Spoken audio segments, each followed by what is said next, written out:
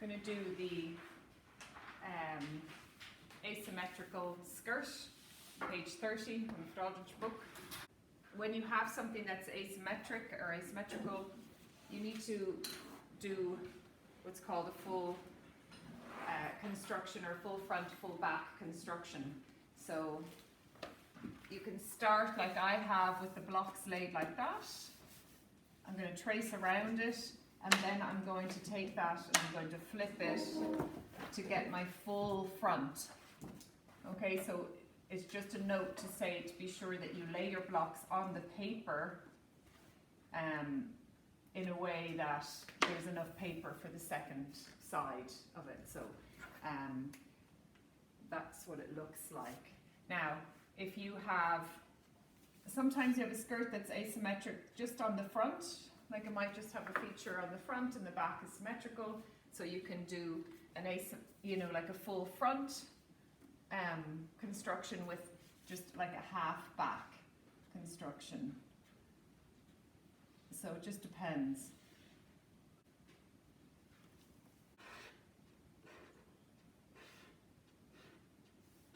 So that's what you do, you flip it like that and then you trace around it.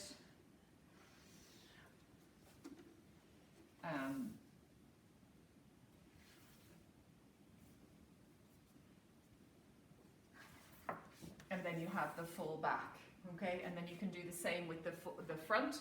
And again, you're still going to line them up hip to hip though. So you're going to place them like that, and I'm going to do the front and then flip it, and so I'll have a full front and a full back. So just notice the way the paper, I just did this on paper just to illustrate the fact that we're limited in terms of the paper. This is the size of paper that we have. So if you're doing something that's asymmetric like a skirt and then it's long, you actually won't fit it on this paper. You'll have to stick paper together to create that construction.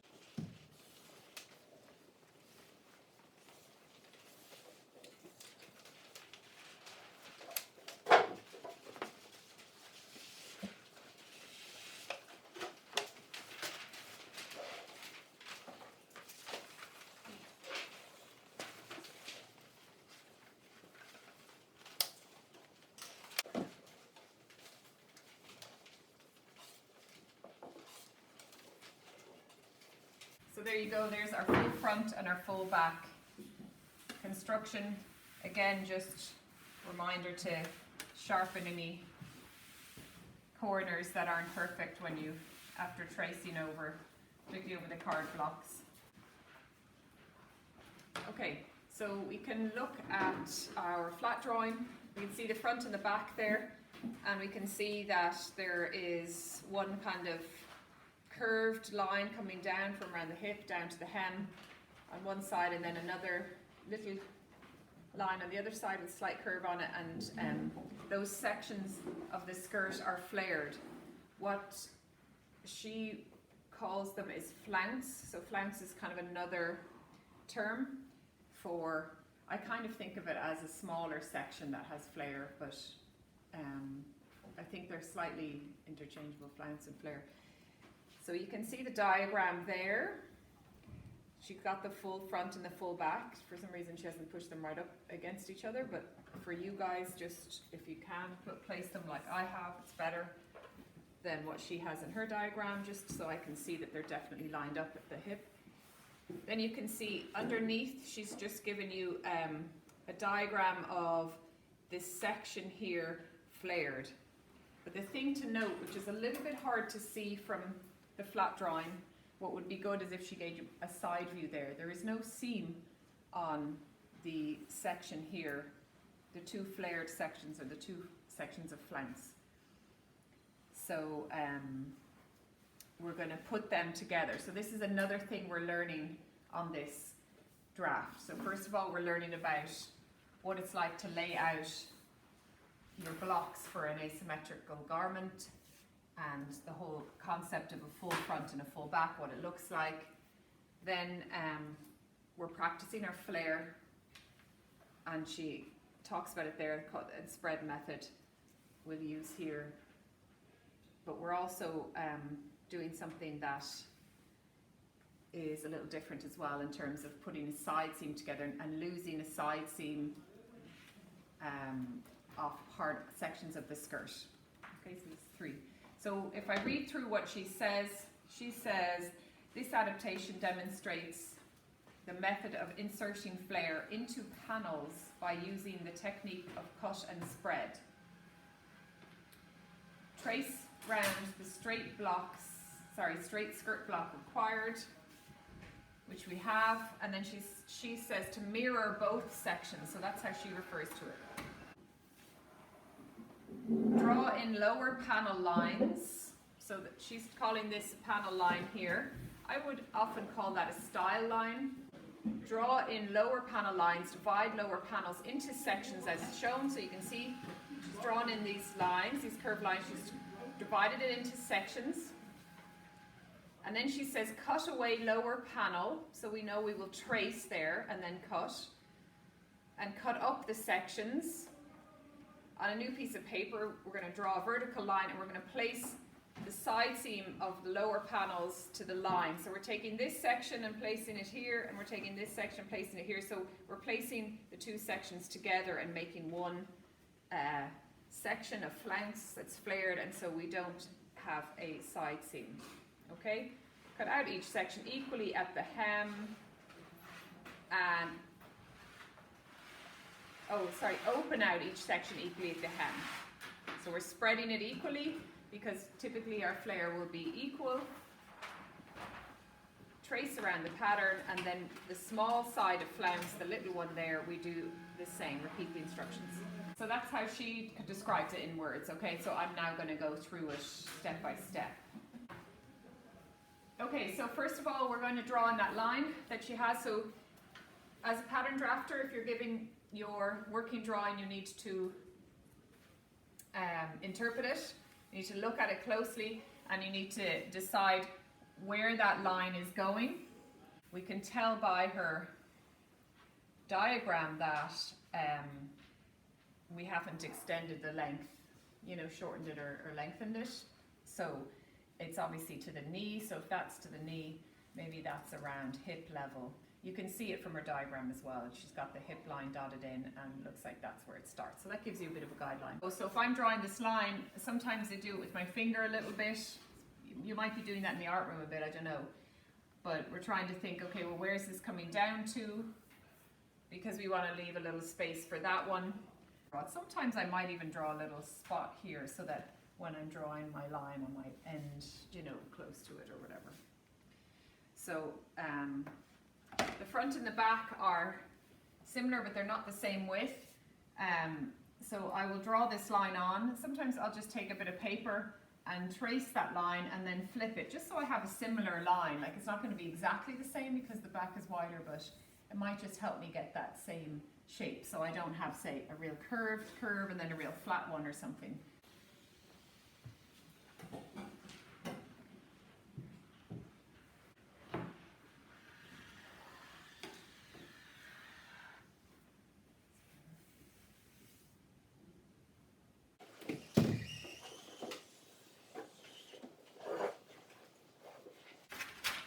If you feel like by eye you can just do the same exact curve or whatever, grand, but this might help you to kind of get a similar shape on there. But I'm pushing it in so it's not up against the hip there, because otherwise it would be too far in here. So it's kind of guiding me, but I'm not using it exactly.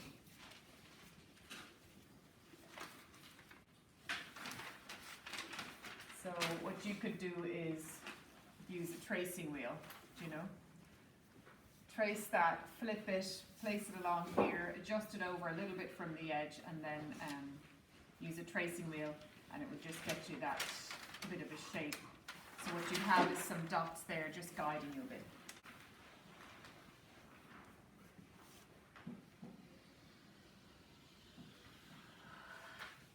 So that you have a similar kind of curve.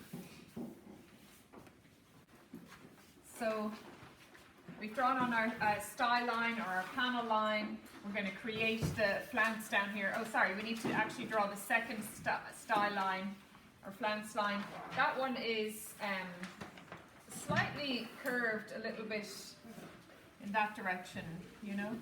So we can draw on those lines, and then we're going to divide these sections up.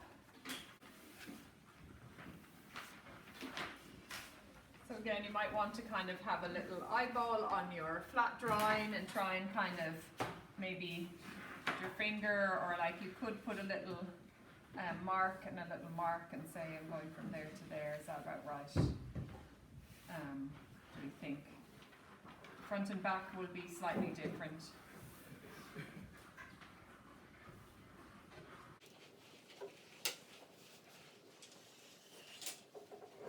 Okay, so we've got our line. So we're going to take this section here now and we're going to divide it into about 7 sections just to match her diagram.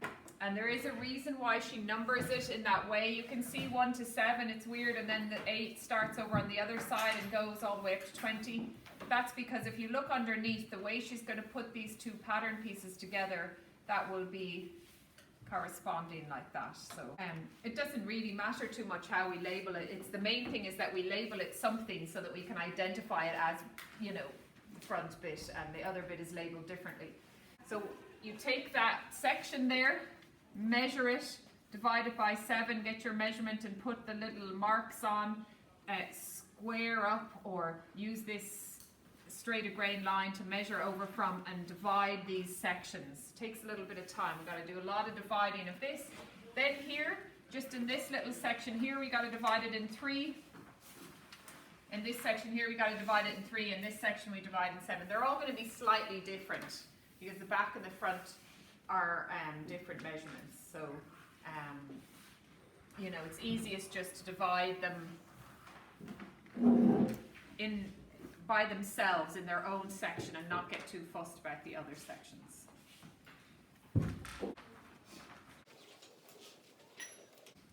So in my case, I've got 34 here, divided by 7 equals 4.85. So that's kind of like 4.9 my sections are. It's a little rough with the ink.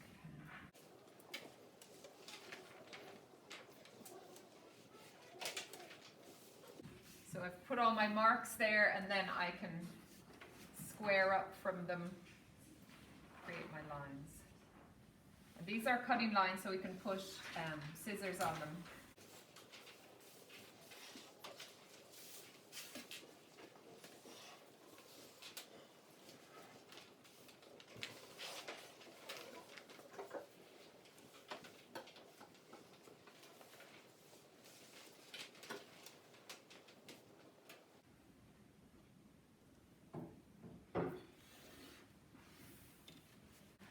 Okay, so this one is, my one there is 13, I'm going to divide it by 3, and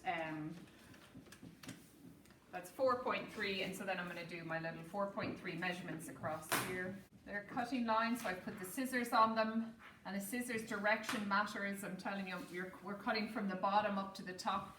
We're going to leave a little hinge at the top and spread at the bottom, so this is our cut and spread method for flare.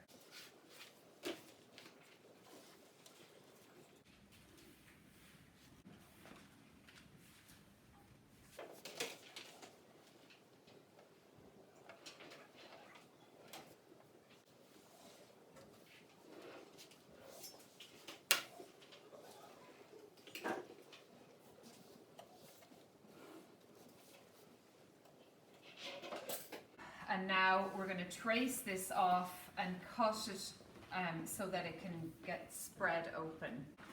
Okay, I think the mistake in her book is not so much the numbers that she put 1 to 7 there, it's that she wrote back here when really that's the front. If you see, she's got this numbered 1, 2, 3, 4, 5, 6, 7, which is here, and you can see the shape of it's going that way, and then it's put that there, so that is correct, but she's named that back, and it's not, it's the front. And then the back piece is here, coming 8, 9, 10, 11, 12, etc. So, okay, so I'll stick with her numbering then for this. And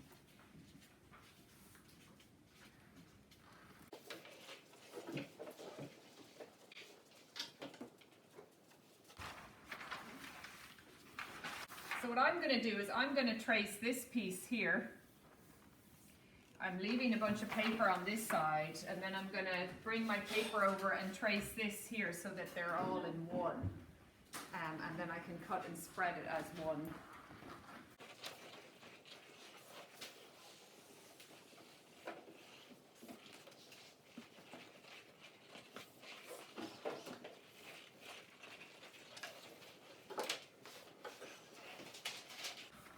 I'm also keeping my center front notch there. I know that's kind of weird because it's right next to that cut, but we're going to need to put notches on here after, because for the sewing, so I'm going to kind of think about that now and put a little notch there because that panel needs to sew there, so we're not going to forget that. I'm going to use my center front notch, and then I can use one of these other notches, so one of these other lines for notches. So I just want to get that one and that one in there.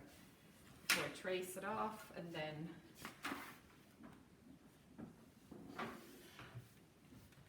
so now I'm taking this and I'm going to place it over here. You see, like that.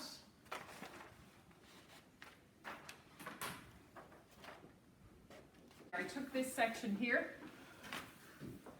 and I put it across, and I'm joining it together with this other section.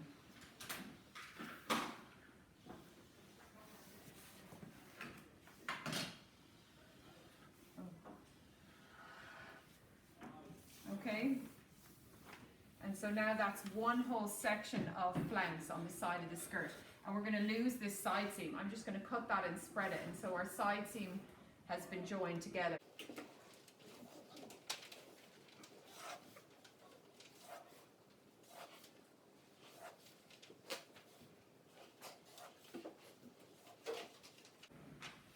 Again, putting in those couple of notches. So that would be called a panel notch, like a notch where another panel is going to sew to it. But anything that's curved needs a lot of notches because it's very hard to sew. So they're all cutting lines. Okay, just writing the numbers in so it corresponds to those so you can see where it comes from, because it's a little confusing. And they're all cutting lines. This is actually our side seam.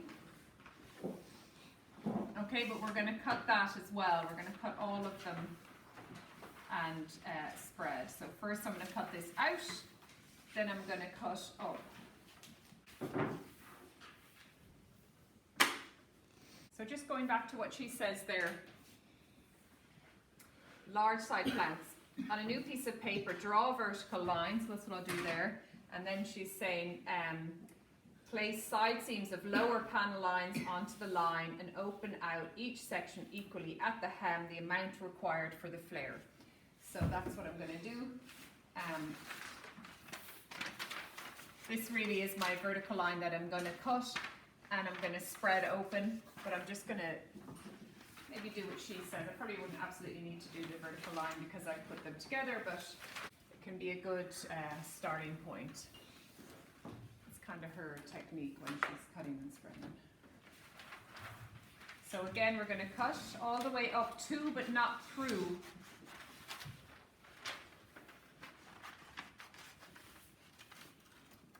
Okay, so I'm leaving a small hinge. Now the hinge does actually need to be small. If it's big, it will pucker, and that affects the measurement of this line here.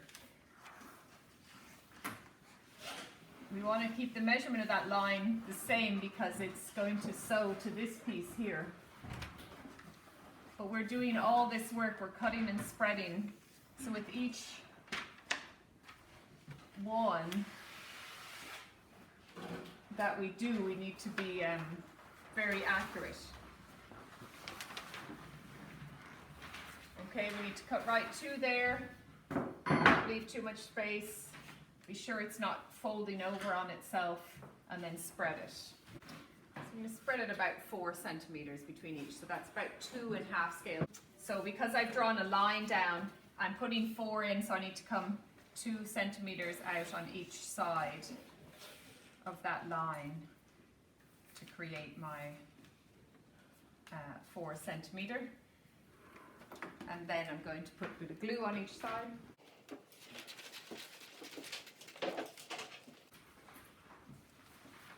And it's okay if you accidentally cut through, it just means you need to glue them right back together right next to each other, so don't get too worried about that.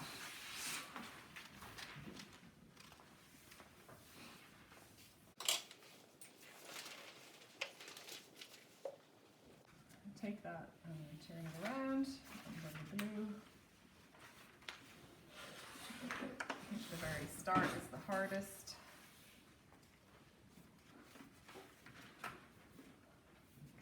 Because you have the rest of it that's hanging on to in the way, so I tried to get that mark and have this be right on that line. And now I am, oopsie, okay, that broke. Placing that.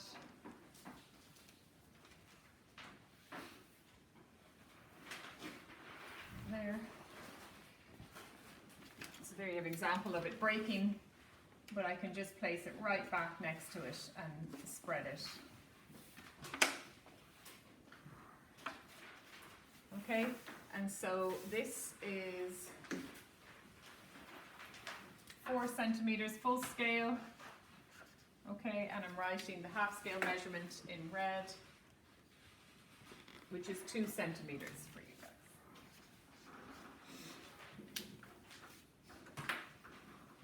So once you have these two glued, you measure over 4 again. It is going to curve, so like kind of measure at a slight angle, you know, a little bit, just estimating that. Otherwise your little dot will miss this, so kind of measure slightly up a little bit.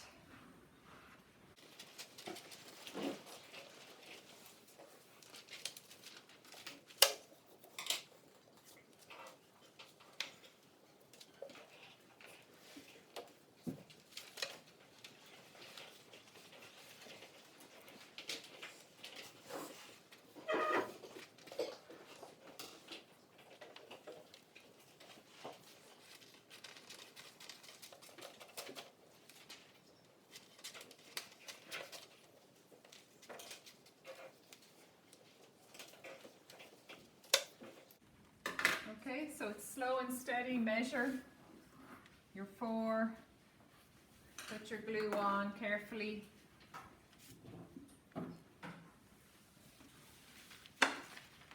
Carefully check that up here, see the way I have that now? It's like I've placed it wrong and it's going to create a funny shape there. You want to be sure that it's lined up nice and smooth at the top, and then hitting your position 4 at the hem. So it does take a little bit of time, and sometimes lifting up when it's just glued and kind of placing it back down again. So like that. So take your time. We're going to do this whole section like that. Then we have this little section as well that we're going to cut and spread. So it's time consuming.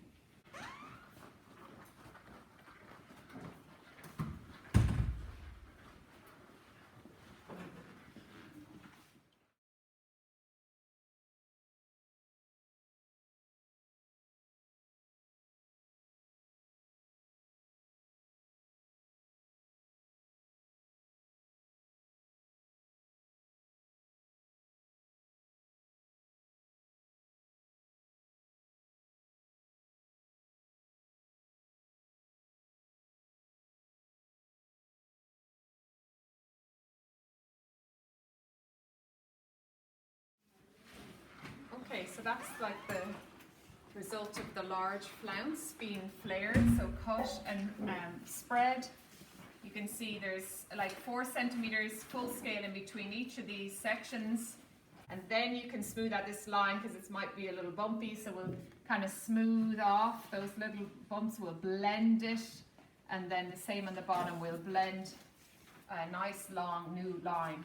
And this is construction part 2, so there's our first construction, that's the second one, and we still need to do the pattern piece. So the pattern piece in this will be just the outside line, the outer line there, because we're not going to let anybody know all about everything that's going on the inside. We'll keep that middle line for a grain line. So we'll do that. We have notches as well in there, so that's why I kept that center front notch. So I'd have one, this is our panel notch, and then maybe I'll choose one of these as a third notch, you know.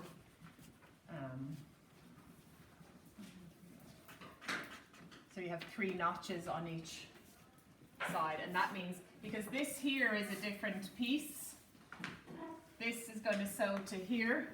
So if we've come in 1, 2, 3 there, that's from our size 1, 2, 3, this will be the notch that matches that. Then the center front will be a notch that matches that, and then that is the notch. So on this piece here, when we trace this piece off, we'll have 3 notches, or we'll have, I suppose, 2. That's kind of the end of the piece, but that will match with our notches there. So I don't know if anyone sewed a curve, but or has sewn a curve, but it's hard, it's difficult, and the more notches you have, the better. Okay, so that is the construction of the larger flounce. I'm going to just cut this one out and do the same, spread it. Now the thing is this is smaller, this section here, but we want it a flounce, so it's physically like shorter, like not as much length, but there's also less cuts.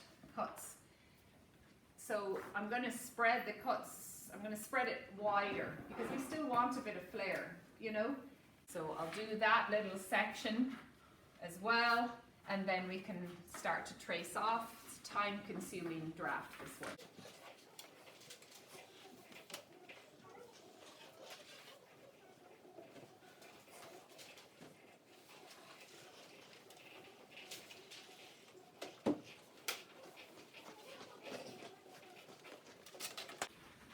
So this is the little flounce section. I'm going to do the same method, start with a line, and then I'm going to spread, but I might just spread it more, like 6 or 8, you know, in each section, just so I have a decent amount of flare.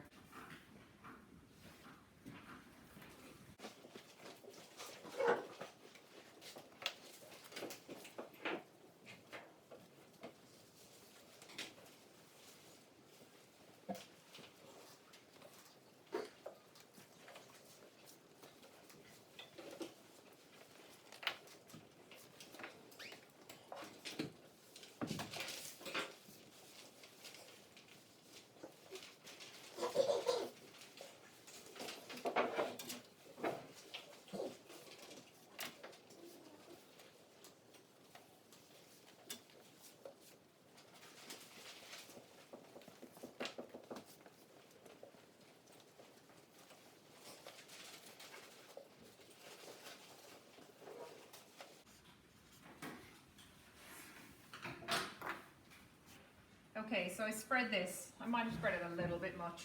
I doubled it.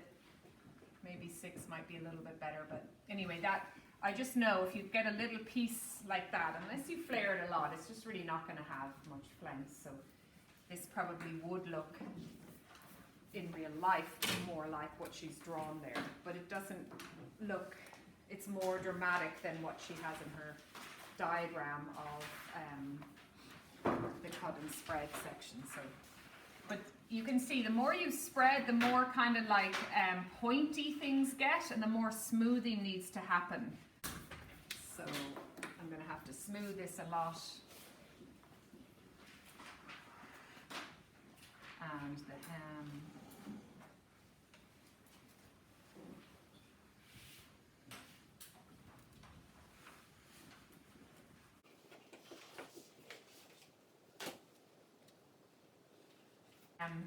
Typically the concept is give and take, so if I'm giving some here, I'm probably taking something down there.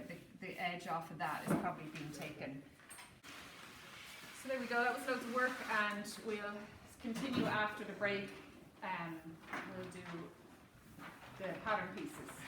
And there's a lot of pattern pieces because we have this and this, but we also have this and this. You know, so there's another hour in it typically. Now I'm just going to trace this off. So around the outside edge, smoothing the top, smoothing the bottom, keeping this side seam is going to be our grain line. So just a big piece of paper right around the edge, grain down the middle, and then seam allowance. And then hem allowance on this, because it's so flared, would be very small, you know. It might only be like, say, 0.5, so I'll probably put like a tiny little 0.5 seam allowance at the bottom.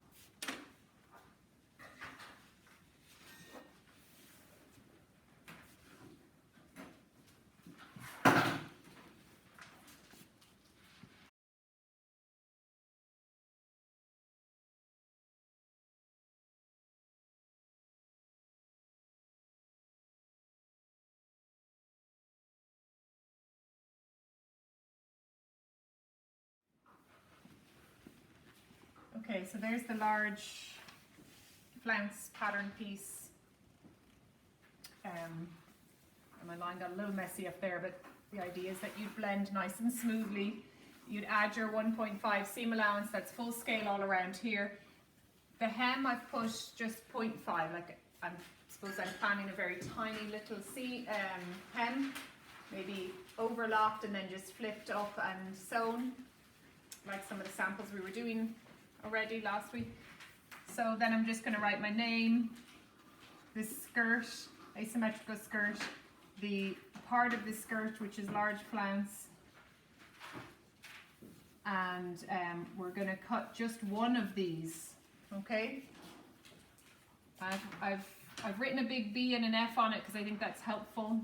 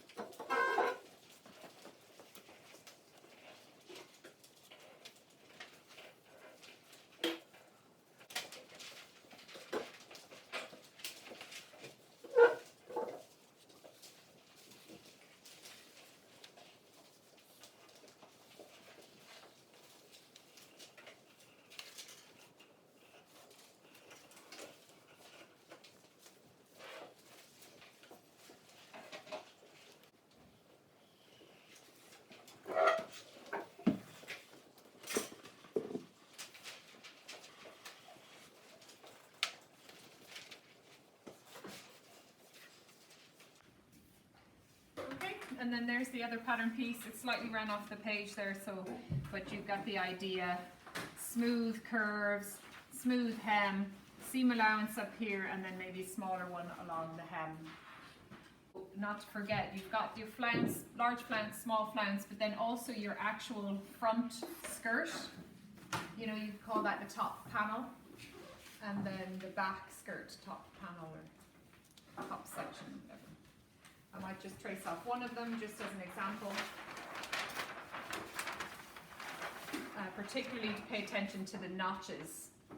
So if I highlight, so if I have these notches here, I've got to be sure that, you know, I'm choosing the same points there to have my notches on this one.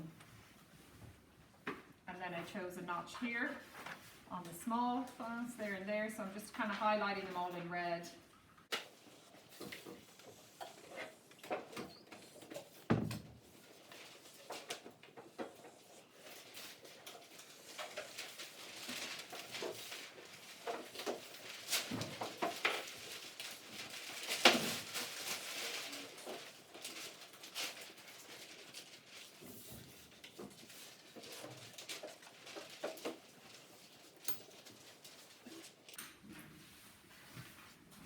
I do like to choose to put big B's and F's on any patterns that are confusing, that you could mix up the front and back. Like this is going to be easy to mix up. I know there's the two darts, but that's just a thing I do anyway.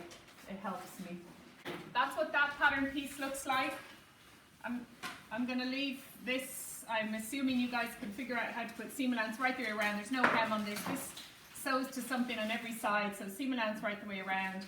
Just remember your notches. Transfer them through from your construction. Okay, and be sure they're on there. And right center front line, and then your labeling. And then you'll have one very similar to that. That's the back with the 2 darts and all the same things, and just don't forget your notches. The board isn't even big enough. So you can get a feel for how large this pattern is. This is only a skirt. And if you see, like I have that, I'd have another one, I'd have this piece and this piece, even just in terms of your workspace or managing it. And so that's why it does make it a little bit more difficult. Or like, it's why it raises the difficulty level, maybe is a better way of putting it.